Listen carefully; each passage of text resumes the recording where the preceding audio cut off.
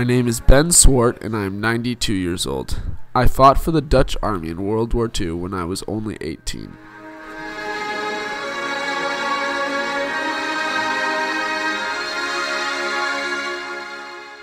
When I was 10 years old, living in the Netherlands, both of my parents died. I was sent off to live with my uncle in Indonesia. At the start of World War II, myself and a couple of friends were drafted into the Dutch Army. It was the Dutch Army that drafted us, because at the time, the Dutch had colonized the Indonesian islands. We were sent to the city of Java, and that was where we were trained and given our equipment and supplies.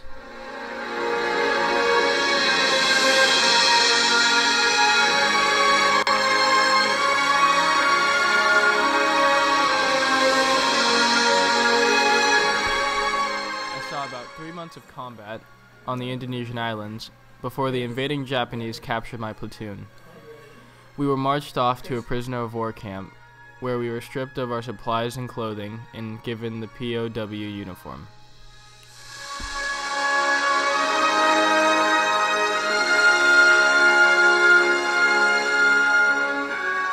The first face-to-face encounter with a Japanese soldier was with General Hatanaka.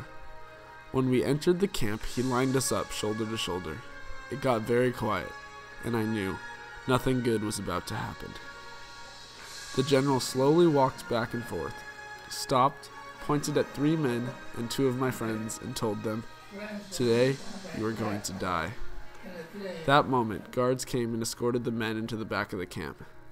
From our position at the front, we heard 5 distinct gunshots. And after about 2 minutes of silence, we finally walked off. When the first shot was fired, it sent chills down my body, knowing that my best friend was just killed.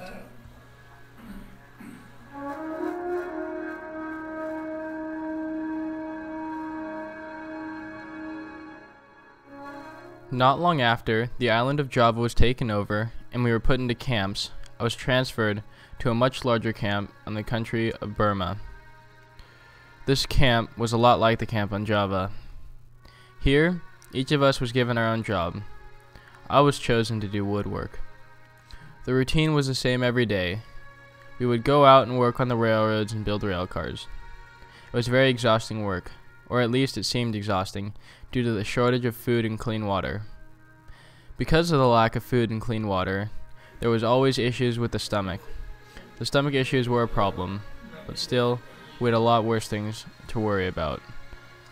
Every day at 12 o'clock, we would all stop work to eat the little food that we were given for lunch.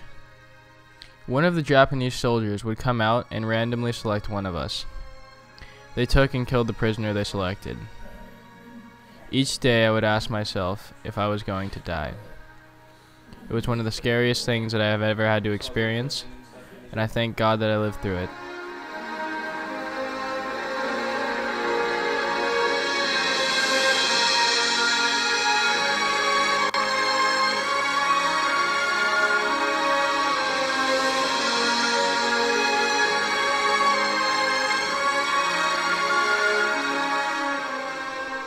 The fall of the Japanese Empire started with the U.S. air raids.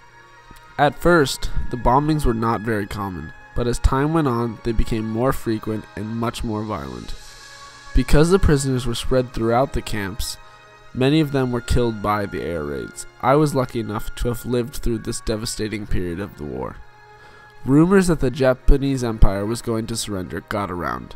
When soldiers in charge of our POW camp heard this, they told us that Japan was not surrendering, they were only temporarily losing.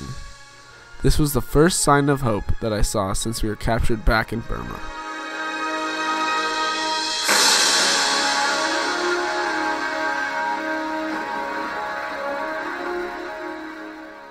It was not long after the rumor and the end of the raids that the Japanese did finally surrender. We were freed by the U.S. when they sent down a single general in a helicopter to arrest the general in charge of our camp. I traveled around with the U.S. Army for about a month. Me and the other prisoners were of little use to them because we only saw a few months of combat in the very beginning of the war. After my month of traveling with them, we finally came upon the island of Java. I was finally free.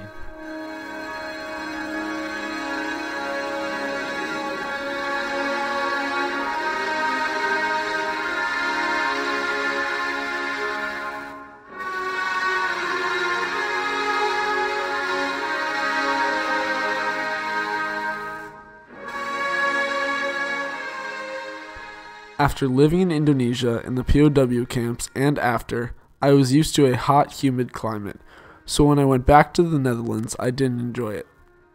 I then emigrated to Pasadena and will be living here for the rest of my life.